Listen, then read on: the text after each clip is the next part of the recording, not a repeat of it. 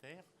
Donc, je donne la parole à Mathilde Cohen, qui va donc nous parler du lait. C'est parce que lait de vache, lait de femme, les marchés du lait à l'heure du tire-lait. Non, non, pas du tout. Mon titre, pas, le titre a changé. Mon titre voilà. est affiché. Bon, ben, je la laisse se présenter.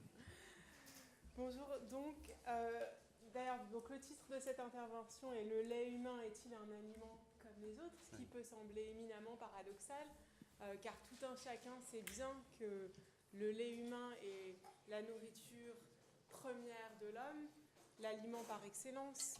Mais si c'est l'aliment par excellence, ceux et celles qui chercheraient à s'en procurer où l'on se procure habituellement à manger seraient bien vite déçus, puisque vous ne trouverez point de briques de lait humain au supermarché, ni de bouteilles de lait humain cru à la crèmerie, ni de lait humain en poudre à la pharmacie. Donc drôle d'aliment que celui qui reste introuvable dans nos épiceries et dans le commerce.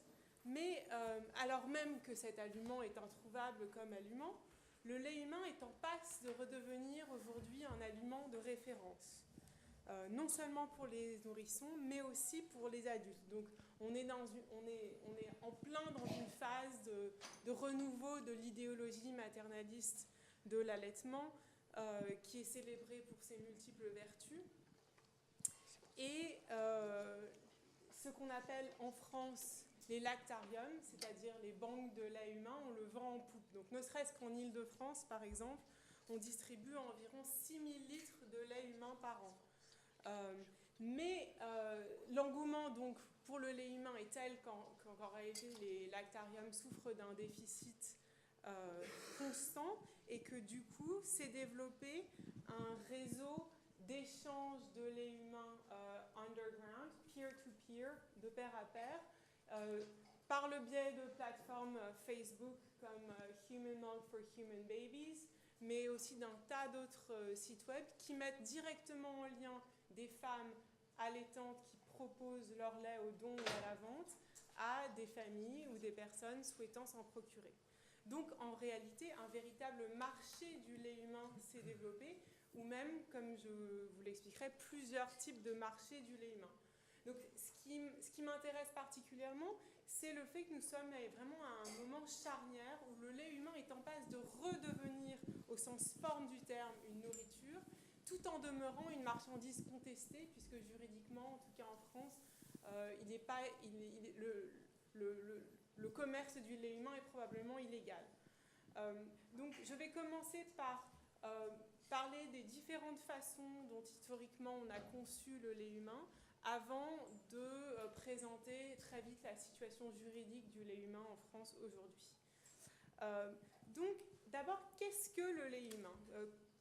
Comment le définit-on ? Comment le comprend-on ? Donc biologiquement, le lait se définit comme la sécrétion produite par les glandes mammaires, donc le lait humain est la sécrétion produite par les glandes mammaires de la femme humaine.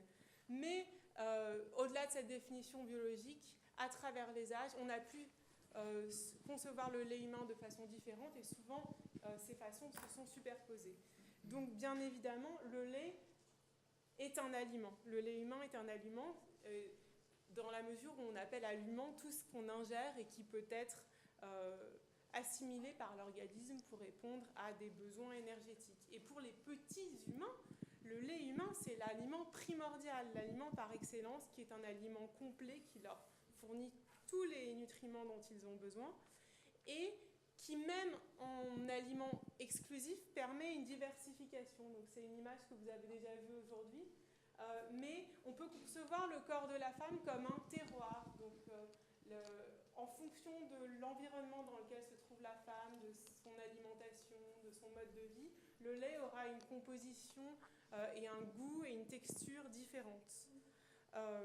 Le lait humain est donc bien un aliment, même si aujourd'hui on le restreint à un public de consommateurs limité, puisqu'il est souvent uniquement perçu comme se destinant à des nourrissons.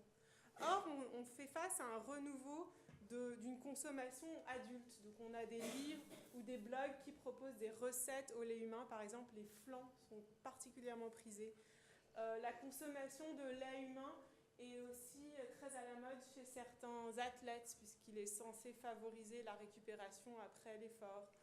Je ne veux pas vous en proposer d'image, mais si vous googlez porno-lactation, ou lactation porn, vous verrez que le lait humain a aussi un public très large auprès d'adultes en tant que fétiche ou produit érotique.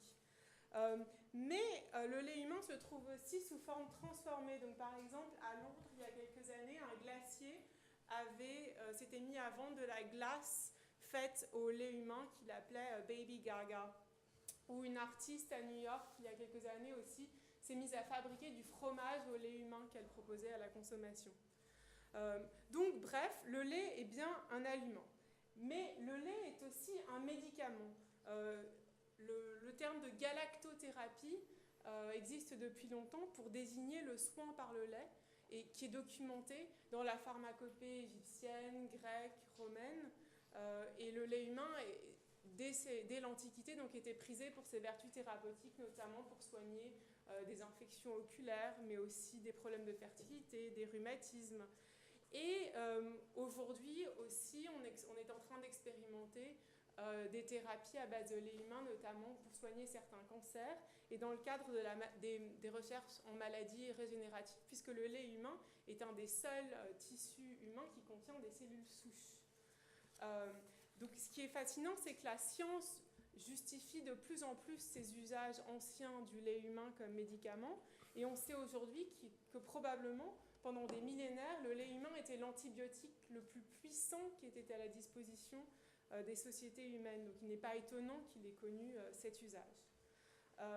Mais le lait, tout en étant aliment et médicament, est aussi éminemment un produit du corps humain, au sens où il est un fluide corporel reproductible, comparable par exemple au sperme ou au sang. Et significativement, pour les médecins non seulement hippocratiques de la tradition grecque, mais aussi pour la médecine chinoise ou la médecine islamique, le lait est issu du sang. Donc, selon cette physiognomonie, la coction qui s'opère dans le corps de la femme après l'accouchement convertit le sang qui était utilisé pour nourrir l'embryon en lait. Donc le lait est du sang blanchi culturellement, et comme le sang dont il est issu, le lait tue et le lait sauve. Donc le lait fait peur parce qu'il est vecteur de maladies transmissibles comme le VIH, la syphilis, l'hépatite B, mais le lait sauve au sens où il transmet aussi des anticorps, des protéines, des enzymes et d'autres cellules immunitaires spécifiques pour soigner les infections des bébés. Et on continue aujourd'hui, particulièrement en France, à traiter le lait humain comme éminemment un produit du corps humain. Ce qui est très intéressant, par exemple, c'est que la notion de banque de produits du corps humain a été créée pour le lait humain en 1910 à Boston par un docteur qui fut le premier à créer une banque de lait. Donc vous voyez là des donneuses qui tirent leur lait. Et c'est ensuite que la notion de banque s'est étendue à ce qu'on connaît mieux aujourd'hui, les banques de sang, les banques de sperme. Mais la dernière forme de conceptualisation du lait qu'on a le moins souvent à l'esprit, c'est le lait comme forme de communication, donc comme forme de communication à la fois symbolique, sociale et littérale. Donc une communication symbolique selon les anciens et certaines sociétés contemporaines, pour qui l'allaitement s'inscrit dans un système de filiation. Donc le lait humain crée des liens de parenté entre les enfants nourris au même sein, qui tombent souvent sous le coup de l'inceste, par exemple. C'est aussi un procédé de communication sociale, au sens où il est censé transmettre des caractéristiques culturelles. Et c'était très présent à l'âge des nourrices, qui étaient souvent stigmatisées parce qu'elles étaient censées transmettre leurs qualités morales défaillantes aux nourrissons. Mais ici encore, la science contemporaine nous permet de comprendre cette forme de communication en un sens littéral, puisqu'on sait aujourd'hui que la composition nutritionnelle et immunologique du lait humain change de jour en jour et d'heure en heure en fonction des besoins spécifiques de l'enfant. Donc par exemple, le soir, le lait est porteur d'hormones qui favorisent le sommeil, le matin, le réveil. Et on commence de mieux en mieux à comprendre les mécanismes de cette communication. Donc il s'agirait apparemment d'un mécanisme qui se produit par la salive du bébé. Donc la salive du bébé passe par les pores des mamelons de la femme et sur lequel se trouvent des récepteurs qui indiqueraient au corps de la femme quels sont les besoins spécifiques de l'enfant, hic et nunc. Donc voilà, le lait est plein de choses différentes dans l'histoire, dans la culture, mais qu'est-ce que le lait humain selon le droit, et en particulier, puisque nous sommes à Paris aujourd'hui, qu'est-ce que le lait humain en France ? Selon le droit français, en particulier le droit de la santé qui s'en occupe, le lait est un produit de santé à l'instar du sang, ce qui justifie en France le monopole des lactariums. Donc en France, seuls les lactariums sont habilités à récolter et à distribuer du lait. Ils sont censés le récolter à titre gratuit, donc les donneuses ne sont pas rémunérées. Ils sont censés le donner de façon gratuite, puisque le lait, comme produit du corps humain, n'est pas censé faire partie du commerce. C'est un des grands principes du droit français. C'est un droit assez hypocrite, dans la mesure où les lactariums facturent le lait 80 € au service de néonatologie. Donc en réalité, le lait est un vrai produit du commerce, mais un produit du commerce caché par cet appareil juridique français qui refuse de soumettre le corps à toute forme de marchandisation. Est-ce que le lait humain est seulement un produit du corps humain ? En France, il est aussi conçu comme une forme de communication, mais dans un cadre juridique très différent, qui est celui du droit du travail, puisque depuis 1913, la France est le premier pays au monde à avoir fait ça, les employeurs sont obligés de permettre aux mères d'allaiter leur bébé 1 heure par jour sur leur lieu de travail, ce qui est très intéressant par rapport aux autres pays où elles ont uniquement le droit de tirer leur lait. Donc on voit bien qu'implicitement dans l'inconscient législatif, il y avait cette idée de préserver la communication mère-enfant et pas seulement le lait séparé du corps humain comme pur aliment fongible. Alors quid des marchés du lait humain sous le manteau en France ? Donc, selon le droit en vigueur, ils sont en principe tout à fait illégaux, mais ils prospèrent. Donc, comme je vous le disais tout à l'heure, si vous vouliez vous procurer du lait humain et que vous ne pouviez pas vous en procurer auprès d'un lactarium, soit parce que vous êtes un adulte et que les lactariums ne s'adressent pas aux adultes, soit parce que votre bébé n'est pas un nouveau-né prématuré en grand danger, qui est la seule indication auquel les lactariums s'intéressent, vous tournerez vers les marchés gris et noirs qui se trouvent sur Internet.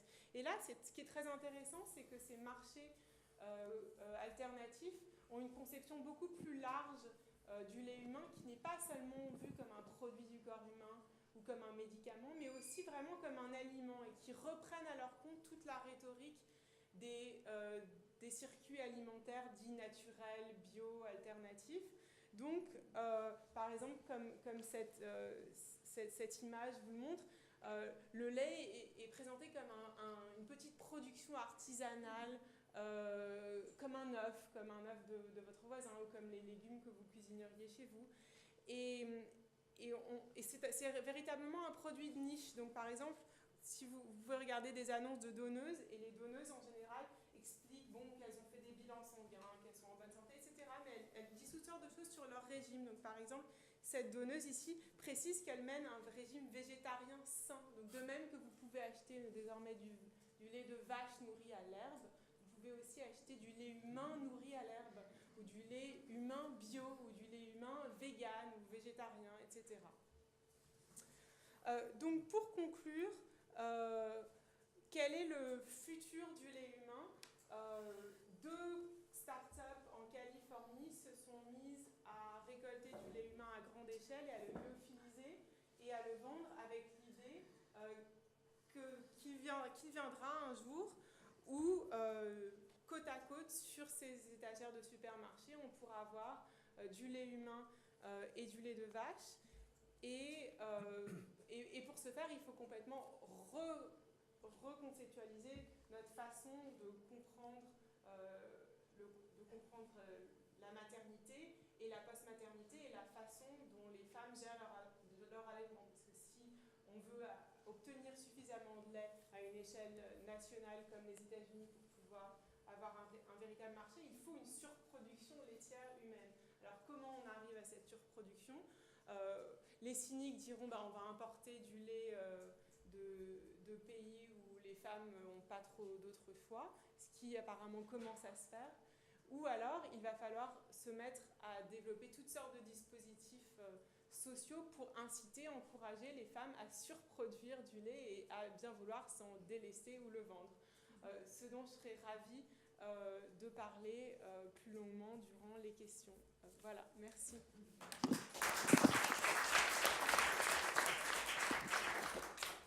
Donc, je donne la parole à Marc-Olivier Desplaudes, de Mère à Mère, les groupes de soutien à l'allaitement maternel en France. Bien. Bonjour, merci pour me donner la parole. Donc, je vais vous présenter une recherche qui s'est intéressée au travail qu'accomplissent les associations qui soutiennent les femmes qui souhaitent allaiter en France. Alors, je tiens à préciser que cette recherche a été faite avec une collègue qui s'appelle Tania Navarro, qui est donc actuellement postdoctorante au CERMES 3 et qui n'est pas avec nous aujourd'hui. Alors, en fait, ces associations ont été assez peu étudiées en France, mais ont fait déjà l'objet de nombreux travaux aux États-Unis où elles ont connu un développement plus ancien et plus important. Et ce qui est intéressant, c'est que ces travaux, en sociologie notamment, présentent des conclusions très contrastées. Par exemple, pour certains auteurs, ces associations défendraient avant tout une vision naturaliste et conservatrice de la maternité qui aboutirait à alourdir considérablement les devoirs maternels. Mais vous avez d'autres auteurs qui, au contraire, mettent l'accent plutôt sur l'ambivalence des mobilisations en faveur de l'allaitement et qui estiment au contraire que chez certaines mères, ces associations auraient suscité des sentiments d'empowerment, une prise de conscience des logiques inégales de genre qui structurent leur rapport à leur conjoint ou au médecin.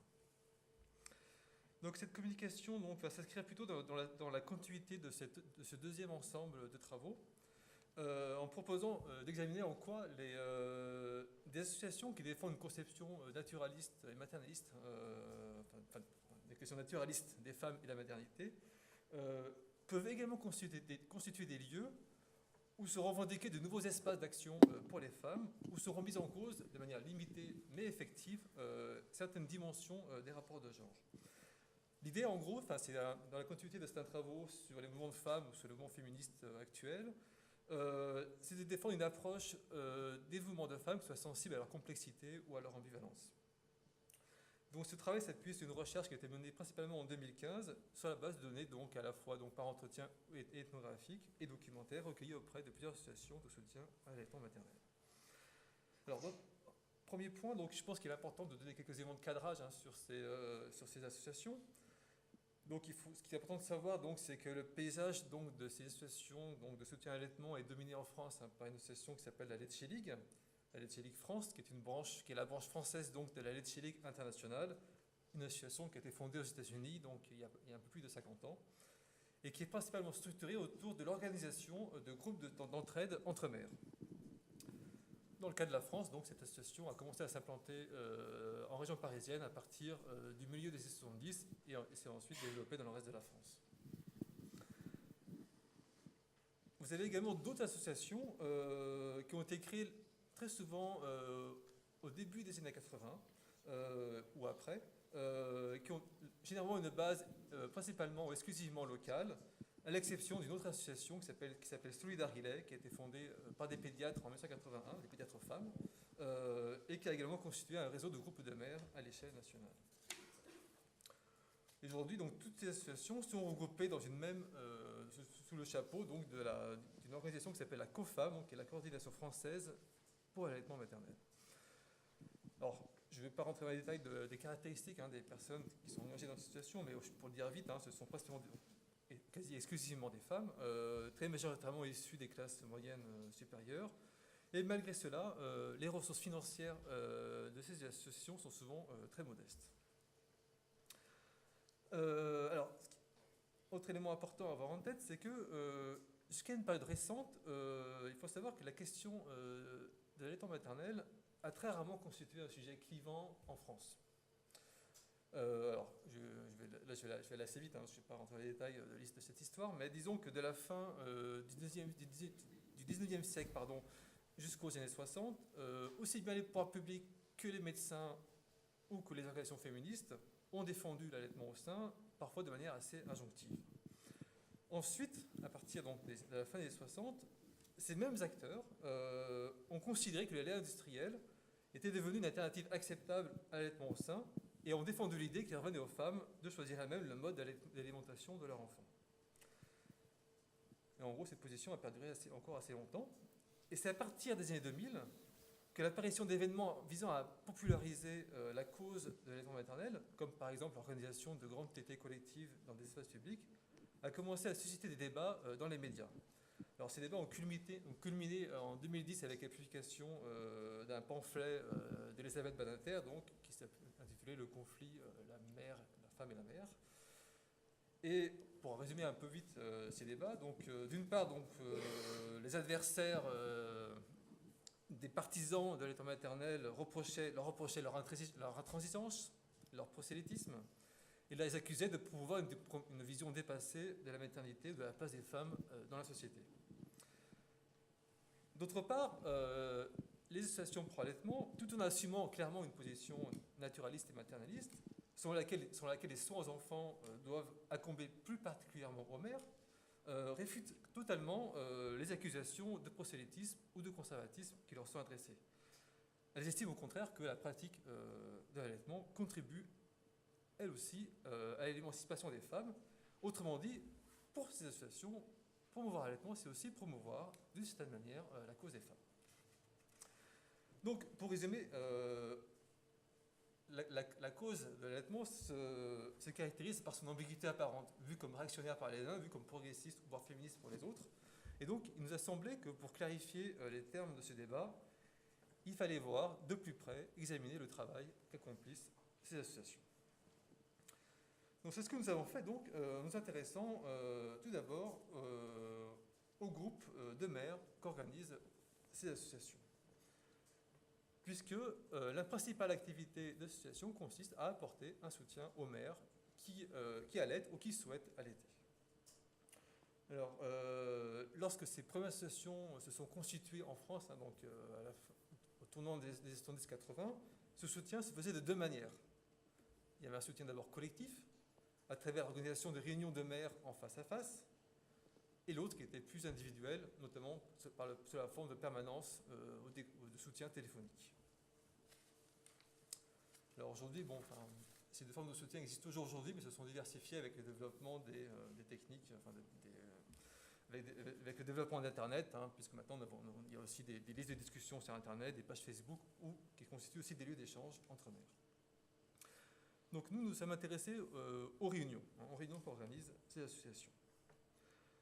Alors, si on s'intéresse aux thèmes qui sont abordés dans ces réunions, ils sont extrêmement divers, puisque évidemment, ils abordent des questions très techniques sur l'allaitement, des difficultés que peuvent rencontrer certaines mères, mais les réunions ne portent pas uniquement là-dessus, puisque sont abordées également des questions telles que le sommeil, la fatigue, la reprise du travail, ou encore les rapports avec l'entourage. Ce que nous avons remarqué, c'est que quelle que soit la manière dont les animatrices, donc les femmes qui animent ces réunions, quelle que soit la manière dont elles les préparent ou dirigent les discussions, on trouve plusieurs points communs dans la manière dont elles animent les débats. Tout d'abord, ces animatrices se présentent toujours comme des mères, même si elles ont par ailleurs des compétences professionnelles dans le domaine des soins aux jeunes enfants. Donc c'est avant tout leur compétence de mère qu'elles mettent en avant.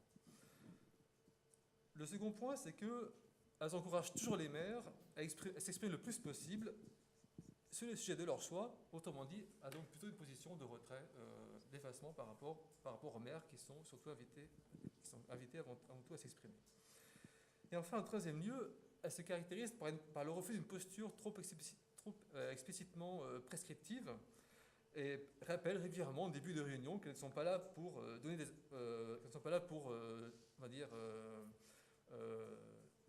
des injonctions, mais plutôt pour donner des informations, les mères restant libres de leur choix et de la manière dont elles souhaitent allaiter longtemps ou non leurs enfants.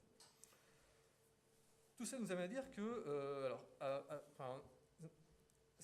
ça conduit à mettre en relation ce type de groupe avec d'autres groupes qui ont émergé dans des associations féministes dans les années 70, qui étaient les groupes de self-help, qui ont plutôt émergé dans des franges radicales du féminisme. Alors, évidemment, ces réunions de mer en diffèrent par le fait qu'elles ne comportent pas de visée explicite, de transformation explicite des rapports de genre, mais elles présentent avec eux 3 traits communs. Le premier, c'est de valoriser l'expérience féminine par opposition aux savoirs médicaux et officiels. Le second, c'est que comme ces groupes de self-help féministes, ces réunions de mères visent principalement à favoriser l'établissement de relations d'entraide entre mères. Et enfin, le troisième point, c'est que, comme ces groupes féministes, elles défendent une approche souple des normes biomédicales, par opposition à une approche jugée rigide et étroite portée par les médecins. Autrement dit, pour conclure sur ce troisième point, même si l'objectif explicite de ces réunions n'est pas d'amener les femmes à prendre conscience de leurs conditions communes, de femmes, ou en tout cas de mères ayant de jeunes enfants, elles ont néanmoins pour effet de permettre à ces femmes de mettre en commun leurs expériences et leurs problèmes, et de permettre une discussion collective de ces problèmes. Quatrième et dernier point, en fait, il apparaît que pour plusieurs de ces associations, si le soutien aux mères est leur activité principale, ce soutien aux mères n'est pas considéré comme suffisant pour soutenir la question de l'allaitement maternel. En effet, quand on interroge ces femmes, ou simplement qu'on lit des documents produits par les associations, ressort souvent l'idée que la société française encourage peu l'allaitement maternel, voire crée des obstacles à la pratique de l'allaitement. Et donc, plusieurs associations s'engagent dans des actions qui visent à créer des conditions plus favorables à la pratique de l'allaitement et à combattre ce qui y fait obstacle. Autrement dit, pour reprendre un terme employé par certains acteurs, il s'agit de défendre le droit des femmes à allaiter, et notamment, plus particulièrement, à allaiter si elles souhaitent longtemps leur enfant au-delà de la fin du congé maternité. Et donc, à ces fins, elles s'engagent dans 3 types d'actions d'importance inégale. La première va surtout consister à chercher à sensibiliser les professionnels de santé à la question, à l'importance de l'allaitement maternel, notamment en organisant des formations à leur intention. Et donc, plusieurs associations ont même créé des organismes de formation pour les soignants. Elles vont s'engager également dans des actions qui visent à surveiller les pratiques de marketing des fabricants de lait infantile, qui sont accusés d'avoir une influence excessive sur les soignants et sur les mères. Et enfin, en troisième lieu, elles s'engagent également dans des actions à destination du grand public, qui visent à faire évoluer le regard que porte la société sur l'allaitement. Et les plus visibles de ces actions, les plus emblématiques, celles qui ont été également les plus suivies par la presse, sont celles qu'a organisé le collectif, puis l'association La Grande Tétée, à partir de 2006. Donc il s'agissait en fait de femmes qui se regroupaient dans différentes villes de France, en un même lieu, dans un espace public, et qui en même temps donnaient le sein à leur enfant. Et donc, le but de ces actions était non seulement de collectiviser la cause de l'allaitement, mais également de sortir l'allaitement de la sphère domestique et de l'inscrire dans l'espace public. Alors, pour conclure, je dirais simplement 2 points. Alors, le premier point, c'est que, effectivement, les associations de soutien à l'allaitement maternel peuvent bien être caractérisées comme des mouvements de femmes naturalistes. Alors, si on regarde évidemment dans la littérature féministe, les mouvements féminins naturalistes n'ont pas bonne presse. Tout à l'heure, on citait les travaux de Michel Ferrand, comme un exemple. On peut aussi penser à Colette Guillaumin, qui a beaucoup développé l'analyse de ce type de discours. Et si on prend un auteur comme Colette Guillaumin, l'idéologie naturaliste contribue, selon cet auteur, à enfermer les femmes dans leurs conditions en justifiant en nature leur place dominée dans la société. Pourtant, il nous semble qu'au terme de notre enquête, que ce type d'analyse n'est pas totalement satisfaisant pour rendre compte du rapport que les associations pro-allaitement entretiennent vis-à-vis de l'ordre du genre. C'est-à-dire que, d'une part, elles reprennent à leur compte certaines dimensions fondamentales de cet ordre, notamment le fait que les soins aux enfants sont avant tout le fait des mères, hein, même si les pères ont leur rôle, mais plutôt un rôle de soutien. Hein. Et pourtant, elles remettent en question certaines manifestations de cet ordre, comme la faible prise en compte par les soignants de problèmes spécifiquement féminins, ou les difficultés rencontrées par les femmes qui souhaitent allaiter sur la longue durée, ou par exemple sur le lieu de travail. Elles défendent également l'autonomie des femmes, leur expérience et leur savoir-faire, notamment donc dans leur rapport au corps médical, jugé parfois trop peu compréhensif, ou voire paternaliste.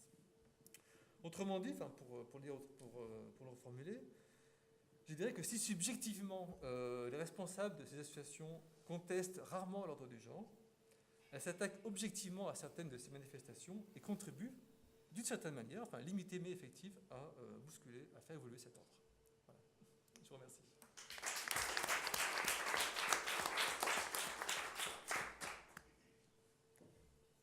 Je donne la parole à Fabiella Bicossi, sa communication s'intitule « Élixir de vie, le guarana entre alimentation et culture en Amazonie brésilienne ».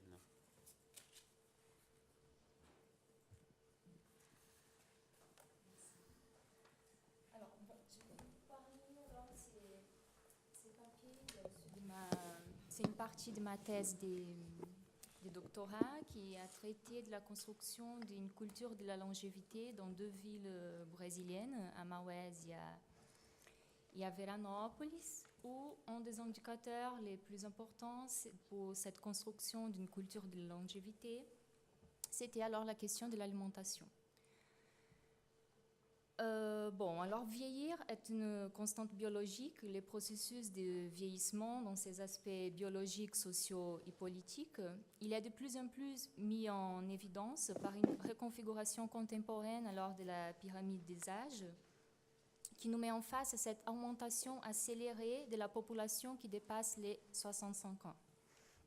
Face à ce constat, alors, nous vérifions également la pluralité des domaines intéressés au vieillissement populationnel et l'émergence des préoccupations et problématiques liées à cette étape de vie et qui font écho alors aux propositions de l'Organisation mondiale de la santé pour les bien vieillir en tant qu'un processus d'optimisation des opportunités de santé, de participation et de sécurité avec l'objectif d'améliorer alors la qualité de vie à mesure que les personnes vieillissent. Dans ce cadre, alors marqué par les nouvelles préoccupations vis-à-vis du processus de vieillissement et notamment de la quête incessante pour les retarder, les habitudes nutritionnelles alors, elles vont jouer un rôle fondamental. Dans la ville de Maués, en Amazonie brésilienne, alors, les biogénéticiens et les personnes âgées, ils ont désigné les guaranas en tant que les lichires de la longévité. Pour ces 2 groupes, la manière dont les aînés alors, nourrissent leur corps apparaît comme essentielle dans le fait de bien vieillir, notamment en consommant du guarana tous les jours. La poudre des graines de guarana torréfiées, elle est consommée diluée dans un verre d'eau, de préférence sans ajouter de sucre. Mais comment alors les guaranas des Maués, il devient un produit par excellence lié à la longévité?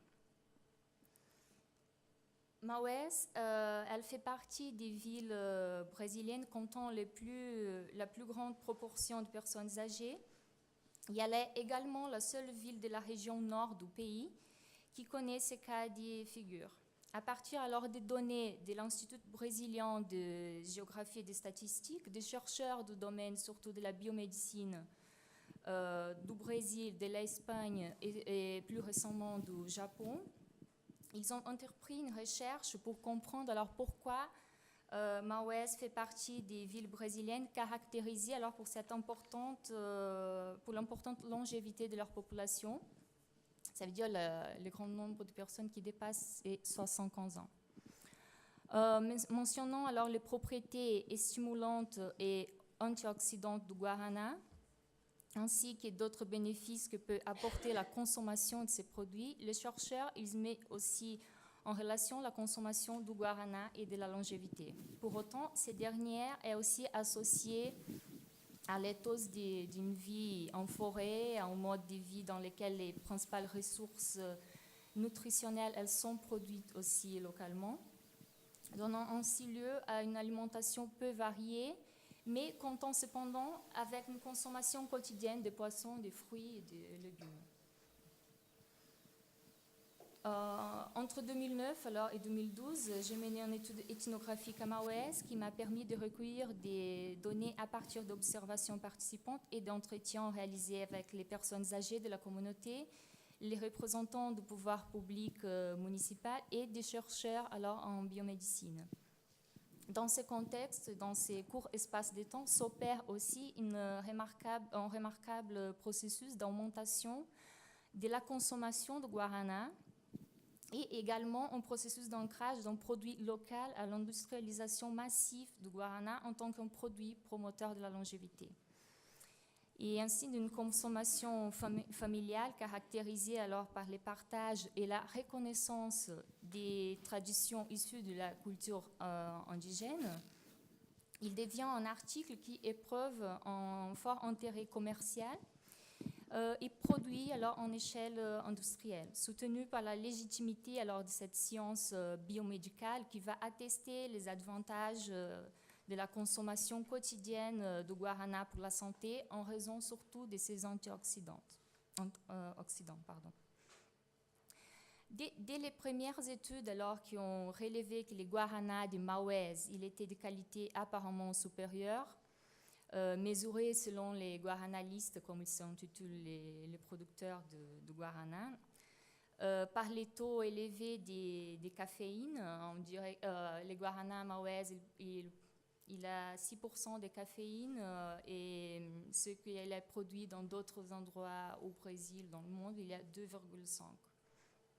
Et alors, dès que ces études ont montré un peu cette apparente qualité supérieure, les prix aux consommateurs, ils ont augmenté.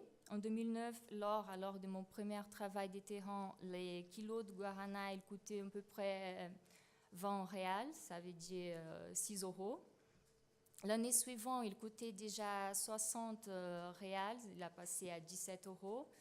En 2013, à 21 €. Et aujourd'hui, on peut trouver plusieurs sites des ventes en ligne alors qui commercialisent les guaranas de Maouès et où la moyenne du prix, elle est de 36 € le kilo. De même, il y a un autre point intéressant à mentionner qui concerne la fête du guarana qui a lieu tous les ans lors de la récolte de produits au mois de novembre au début décembre. La festivité elle a pris de l'ampleur, attirant des touristes, mais aussi des commerçants intéressés alors par ces produits. La production de guarana elle a permis ainsi à la ville de Maouès d'élargir le tourisme au travers de la valorisation des produits de terroir, en faisant du guarana un produit culturel et identitaire, alors de plus en plus aussi valorisé dans une échelle industrielle. Le guarana, alors, comme il est consommé traditionnellement, il est toujours évoqué alors par les habitants de Maouès comme la principale raison de la longévité de la population de la ville et de la bonne santé alors de ces personnes âgées. Sont très rares les aînés qui ne consomment pas de guarana Maouès. Et la construction, alors on pourrait dire, des identités des habitants de cette ville, elle va passer par les représentations autour du guarana. Cette habitude alors nutritionnelle, elle provient d'une habitude des Indiens Satéré Maouais, qui c'était une des principales, un des groupes les plus importants d'Indiens de la région où la ville est localisée. Les mythes et la légende du guarana, ils sont imprégnés alors des éléments qui associent aussi déjà cette longévité, cette force physique et la beauté éternelle à l'arbre alors qui donne des fruits qui tonifient et fortifient le corps. Il s'agit bien alors de l'idéal de la jeunesse éternelle. En adoptant les mythes dans leur quotidien, les interlocuteurs, ils établissent une relation entre leur longévité et ses habitudes alimentaires. Ils nous offrent cette compréhension de la dimension culturelle de la nourriture qui traverse l'imaginaire et les représentations collectives et devient alors un aliment, un élément de nutrition pour le corps et aussi pour l'âme. Pour eux, alors, le guarana, il offre l'énergie nécessaire à la réalisation des activités quotidiennes en renforçant l'organisme. Si les modes de consommation de guarana, ils varient de plus en plus parmi les différentes générations, surtout, les personnes âgées, elles vont recommander toujours les guaranas en bâton, râpés avec une langue de pirarucu, qui c'est un poisson de l'Amazonie. Râper alors les guaranas dans cette langue juste avant sa consommation. Les guaranas, il n'a pas d'interdiction d'âge pour être consommés, comme les recommandent les médecins et aussi les aînés. Mais les principaux interdits, alors il va se situer en ce qui concerne la quantité ingérée quotidiennement. La modération, elle a toujours de rigueur, mais il n'est pas inutile alors de préciser que cette modération, elle est relative et variable en fonction des activités qu'on a prévues dans la journée ou des problèmes de santé qu'on peut avoir. Et ces interdits alimentaires aussi, ils vont témoigner aussi dans certains savoir-faire transmis entre les générations, d'une domestication alors de la nature qui, selon les récits des aînés, sont aussi alliés à la qualité de ces produits consommés, qui est garantie surtout par la production par eux-mêmes ou par l'achat parmi leurs connaissances dans la ville. Les caractéristiques alors du guarana produit à Maués et la production en grande échelle. La culture du guarana, alors, elle est la principale activité économique de la ville de Maués. Depuis que les réserves d'or de la région elles ont été épuisées et les cycles du caoutchouc alors a connu son déclin aussi. Pendant mes séjours de recherche, j'ai rencontré Victor, qui est un agronome et employé de la plus grande entreprise de production et transformation alors de guarana de la ville depuis 1972. Et selon lui, alors âgé de 86 ans, il est consommateur de guarana 2 fois par jour. La qualité de produits de la région, elle est due surtout à la terre, différente de celle d'autres régions brésiliennes qui produisent aussi du guarana, comme Bahia, Pará et Rondônia, qui sont 3 États aussi que, selon Victor, ils ont aussi tenté de se distinguer en matière de plantation de guarana, mais ont échoué face à celui de Maués. Et selon lui, si cette terre elle est propice à la production de guarana, c'est parce qu'elle est jeune, dense et poreuse, et c'est pourquoi elle est faite pour les guaranas. Là, entrent en scène alors les spécialistes en biomédecine qui vont aussi légitimer, on pourrait dire, ces effets du guarana pour la longévité. Les premières études alors sur les guaranas, ils ont décrit plusieurs propriétés biologiques du guarana, y compris des antioxydants, des antimicrobiens, des effets anti-obésité, antimutagènes et anticancéreux.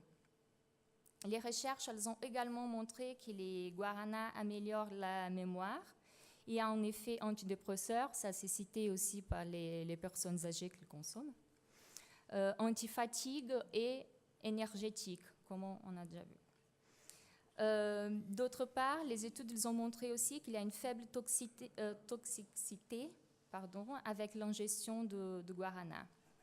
Alors, cette étude réalisée à partir de 2009 par les biogénéticiens à Maués, dans le cadre de la recherche qu'ils ont intitulé le projet L'homme de la forêt, elle a évalué l'effet de l'ingestion habituelle des guaranas sur les variables liées aux fonctions cardiométaboliques et les biomarqueurs biochimiques du métabolisme lipidique, glycémique et oxydatif. Les sujets, alors la façon comme ils ont interprété cette recherche, c'est que les sujets ils étaient classés alors ces personnes âgées, soit comme ceux qui buvaient habituellement les guaranas, soit ceux qui n'avaient jamais bu les guaranas.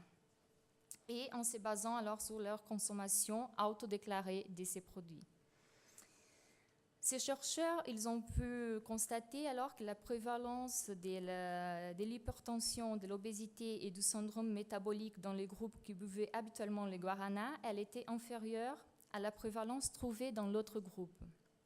De plus, une association significative entre les niveaux inférieurs de protéines oxydantes avancées et la consommation habituelle du guarana aussi a été observée. Selon la compréhension traditionnelle aussi, les guaranas ils présentent alors également des propriétés aphrodisiaques et l'étude scientifique l'a décrit alors les effets physiologiques du guarana qui suggèrent un possible effet relaxant vasculaire. En conclusion de cette recherche menée par des biogénéticiens, les données ils vont indiquer que les guaranas ont des effets antioxydants sur le métabolisme de l'oxyde nitrique, qui c'est une molécule pratiquement produite par toutes les cellules et impliquée dans de nombreux processus physiologiques comme la neurotransmission, la relaxation des muscles lisses et la régulation immunitaire et dans la défense contre les microbes, principalement dans les situations où le niveau d'oxyde nitrique va augmenter. Cet effet biologique alors peut être une explication selon eux possible de la prévalence alors plus faible des maladies et de l'obésité chez les personnes âgées qui consomment habituellement les guaranas. Les résultats décrits alors dans cette étude, ils suggèrent que les guaranas présentent des propriétés similaires aussi à celles du thé vert, du thé noir et du café. Des aliments qui ont d'importantes propriétés antioxydants et qui sont capables de protéger l'organisme alors contre cette toxicité de l'oxyde nitrique. Actuellement, alors, prime de la recherche des solutions médicales pour arriver à un âge avancé sans faire son âge, ainsi que pour ralentir ou repousser toujours davantage cette période de vie qui oblige cette confrontation alors à la finitude. Le lancement alors en juin de cette année, de 2016, d'une gamme de produits cosmétiques et compléments alimentaires, ainsi que d'un livre écrit par les biogérontologues ayant mis en œuvre la recherche dans le projet L'Homme de la forêt, montre alors d'une manière exemplaire les trajets parcourus par les guaranas d'un produit traditionnel à sa dimension commerciale internationale. En effet, même la publicité suggestive des produits comme la crème de visage Pro-Vie, qui aide à lutter contre les vieillissements de la peau, l'aphrodisiaque Pro-Amour, et ainsi que les livres Guarana, Santé et Longévité, ils marquent alors cette trajectoire d'un produit local à son exponentation industrielle. Pour cette entreprise, alors, les chercheurs ils ont adhéré aussi au discours de la consommation du guarana fondé sur les transmissions culturelles et les traditions qui construisent alors cette communauté en légitimant une pratique, un savoir-faire pour les transformer et l'autoriser, on pourrait dire, à travers la science, la légitimité de la science, à devenir un produit adapté à la consommation du public en général et non seulement alors par cette population des Maoès. Les guaranas, alors en conclusion un peu, les guaranas dans ces rencontres de la diététique et de la identité, il illustre aussi l'articulation entre l'économie et la culture, qui c'est un mouvement déjà identifié dans plusieurs localités et qui accompagne cette tendance alors mondiale de la valorisation des produits du terroir en donnant place à une économie identitaire. Les guaranas, il devient l'emblème d'une construction identitaire et l'ampleur de son intégration dans la société locale et dans les limites de l'Amazonie, on pourrait dire, correspondent alors aussi à cette recherche constante de l'affirmation identitaire dans le contexte de la mondialisation et le jeu constant alors entre les mondiales et les locales. Comme on l'a vu, il existe alors une pluralité des réseaux qui sont impliqués dans la construction du guarana en tant que bon pour penser, on pourrait dire. Il est devenu alors cet emblème de la reconstruction de l'identité, fortement ancré dans la reconnaissance d'une identité indigène, rejeté pendant très longtemps dans la construction de l'identité nationale du Brésil. Et également, il va contribuer à cette affirmation, positivation du processus de vieillissement. Dans la construction de l'identité locale et ce développement des nouvelles économies, la culture et la consommation, elles vont se conjuguer à partir d'un produit alors qui se situe entre les autismes et les symboles aussi d'une identité, d'une population. Ajouter alors à cette expansion des études sur ses propriétés thérapeutiques, réponse à des questions alors d'intérêt mondial comme le vieillissement. Et le guarana, il devient un produit global et nous observons là l'interprétation aussi du produit dans les grands marchés, d'une boisson gazeuse dans le soda, comme il a commencé les départs de l'industrialisation du guarana, c'était en tant qu'un soda, produit depuis les années 20. Et là, elle passe alors à son adhésion aussi à ces préceptes des aliments naturels, perçus comme bons pour la santé, au sein alors de la construction culturelle, de la consommation dirigée vers les adeptes d'une alimentation saine pour bien vieillir. Merci. Bien, alors, puisqu'on n'a pas beaucoup de temps, on va aller vite. Avant de démarrer la discussion, je vais très rapidement vous dire comment j'ai lu ces textes, en insistant sur qu'est-ce qui relie ces textes entre eux et qu'est-ce qui m'a le plus marqué. En l'occurrence, le rôle de l'idéologie. Bien que le mot ne soit pas explicitement prononcé par aucune des trois articles, je trouve le rôle de l'idéologie dans la manipulation de ces substances liquides et comestibles que sont le lait humain en France et aux États-Unis et le guarana à Satremawe, des Satremawe de la ville de Maués au Brésil. La session s'intitulait donc « Qu'est-ce qui est sain ?» Elle aurait pu s'appeler « Pensée et potions magiques » ou plus sérieusement, substances liquides entre commerce et sacralisation, ou encore le marché tenté par le sacré, ou encore naturalisme et marché. Au-delà de leurs différences, ces trois textes, ces trois façons d'observer et de réfléchir à des substances liquides comestibles, comme des essais, je les ai vus comme des essais pour démêler une double imbrication. D'une part, une imbrication entre discours scientifique et discours ou pensée magique, et d'autre part, ou en même temps, une imbrication entre rationalité marchande et consommation identitaire, c'est-à-dire une consommation guidée par l'imaginaire et l'exacerbation narcissique sur laquelle reposent à peu près toutes les affirmations identitaires. Dans les trois présentations, ces deux couples, discours scientifique, pensée magique, rationalité marchande, identité imaginée, ces deux couples idéologiques cohabitent et vivent en tension, tant au niveau des institutions que des personnes. Si l'on regarde d'abord le texte de Mathilde Cohen, « Le lait humain est-il un aliment comme les autres ?», au cœur du texte, il y a l'opposition France-États-Unis, ou plus exactement droit français, droit américain. Mais il n'y a pas que de l'opposition entre les deux sociétés. Ces deux sociétés ont aussi en commun une sorte d'hésitation pour catégoriser cette nourriture qui semble perdre son statut de nourriture à partir du moment où elle est mise à distance du corps maternel et qu'elle devient une marchandise pourtant comestible, mais sans bénéficier de la liberté commerciale. Avec le lait, il semble que les contradictions s'enchaînent sans cesse. Aujourd'hui, le droit français, nous dit-elle, voit dans le lait un produit du corps humain à usage thérapeutique, comme un médicament, mais pas vraiment comme un médicament, distribué sous un extrême contrôle, tandis que le droit américain le considère comme une sorte de non-chose, de non-objet, nous dit-elle aussi. Au-delà des ambivalences et des contradictions de chacun de ces systèmes juridiques, on sent, ou je sens, une sorte de sacralisation qui essaye de maintenir à distance le marché de cette nourriture humaine, mais on ne parle pas d'anthropophagie. D'après ce que je comprends, l'État, quand il pense le lait, l'État français, ou tente de le pense par la négative, en essayant au maximum d'interdire ou de limiter sa liberté de circulation pour préserver sa supposée pureté. À ce niveau, il y a bien sûr un discours scientifique et médical en rapport avec les risques infectieux, les risques bactériens, que la libre circulation et la libre marchandisation feraient courir, mais en basse intensité il y a aussi la difficulté à catégoriser la substance, ce qui la rend plus mystérieuse encore, une sorte de non-matière, ce qui concourt à sacraliser sa supposée authenticité, son côté nourriture première. Nourriture première, cela me fait penser aux arts premiers, que les institutions ont du mal aussi à définir autrement que par l'invocation d'une authenticité largement imaginée et mythifiée. Donc par-delà le discours scientifique de circonstance dans le contexte français, la sacralisation est bien là.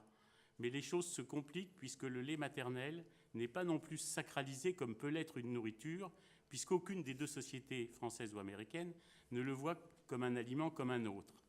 Bref, au-delà des arguments scientifiques et juridiques dont elle rend compte, Mathilde Cohen, sans prononcer le mot, rend compte d'une idéologie étatique, d'une idéologie alimentaire, qui voudrait concilier une idéologie de la raison scientifique sans sacrifier aux utopies rousseauistes et naturalistes. Tandis que les États-Unis ou les institutions américaines laissent le lait au marché informel dans une sorte de réflexe libéral, voire libertarien. Dans les deux cas, et c'est ça que je retiens, le lait maternel semble trop important pour échapper aux récits idéologiques nationaux. Une question à Mathilde. Dans votre conclusion, de façon originale, vous proposez une refonte juridique de la question pour que le lait soit réglementé en fonction de son public et de ses usages variés. En fait, vous proposez d'introduire une sorte de relativisme dans la définition du lait maternel qui pourrait remettre en cause une ontologie un peu magique et mystérieuse. Une question, est-ce que ces propositions ont une chance d'aboutir? Est-ce qu'elles correspondent à des demandes, à des questions que se posent des institutions? Avec le texte de Marc-Olivier Desplaudes et Tania Navarro, les choses sont moins voilées et leur texte pose d'emblée l'allaitement maternel en France comme une cause féministe, c'est dans le titre, donc une cause idéologique.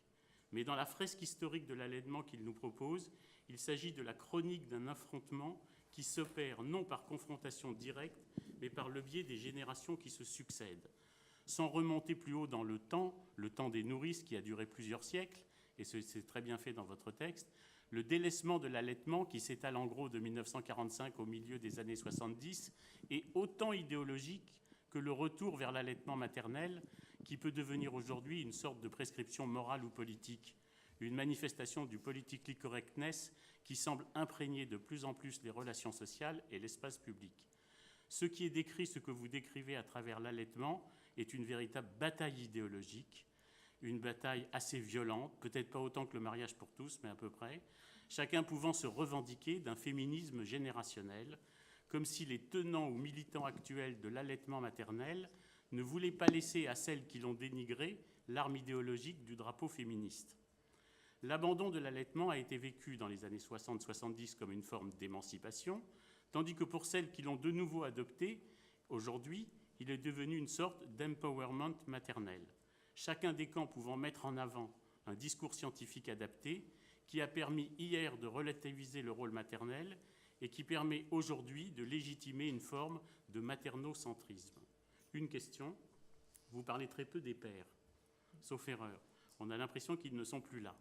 Que provoque chez les pères le retour quasi prescriptif à l'allaitement maternel et à son allongement dans le temps? De façon très objective, on peut y voir, en tout cas j'y vois personnellement, une mise à distance physique des enfants par rapport à leur père. Avec, on peut en faire l'hypothèse, d'autres formes d'éloignement induits par cet éloignement physique. Est-ce que cela provoque des revendications, des réactions revendicatives, voire militantes? Avec le troisième texte de Fabiella Bicossi, le guarana de l'Amazonie, la boisson de la longévité, l'expression idéologique est plus délimitée. Elle y fait moins référence, mais à mon avis, elle est tout aussi présente.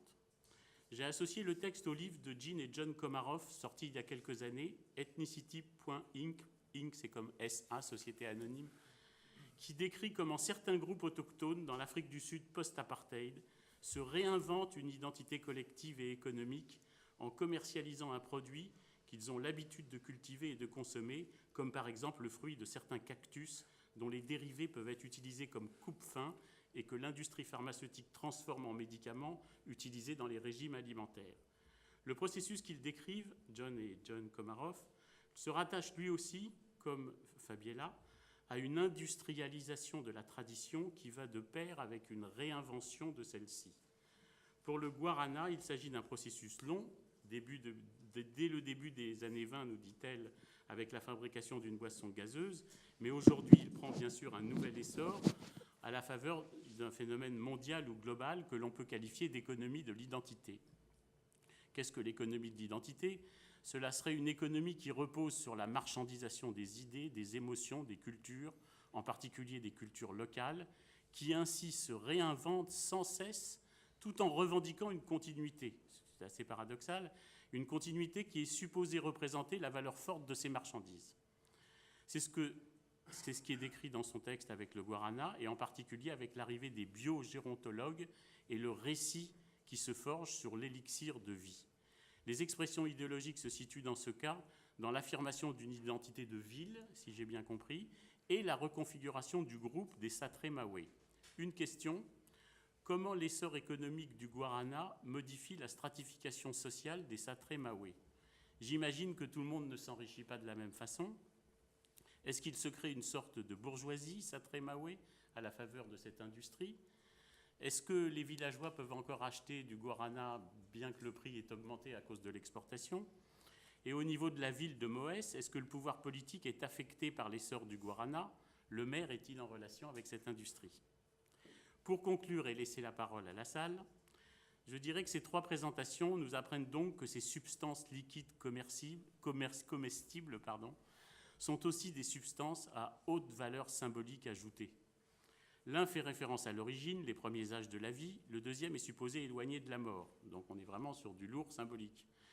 Cette valeur symbolique ajoutée entretient des rapports différenciés avec la valeur ajoutée monétaire, puisque d'un côté, le lait maternel, l'allaitement, on pourrait dire, réduit d'une certaine façon la valeur économique du lait en poudre industriel, mais de l'autre, le guarana, valeur symbolique et valeur financière sont bien sûr mutuellement liées. Mais au-delà de ces deux cas et de leur spécificité, le lait et le guarana, ce qui me semble important dans ces travaux, ce que je retiens, c'est que ça aide à mettre le curseur des recherches sur l'alimentation du côté de l'idéologie, des conflits, de la violence, du pouvoir que l'alimentation provoque aussi, plutôt que du côté du partage, de l'hédonisme, d'un patrimoine magnifié, où les idéologies, d'autres idéologies, les avaient placés jusque-là.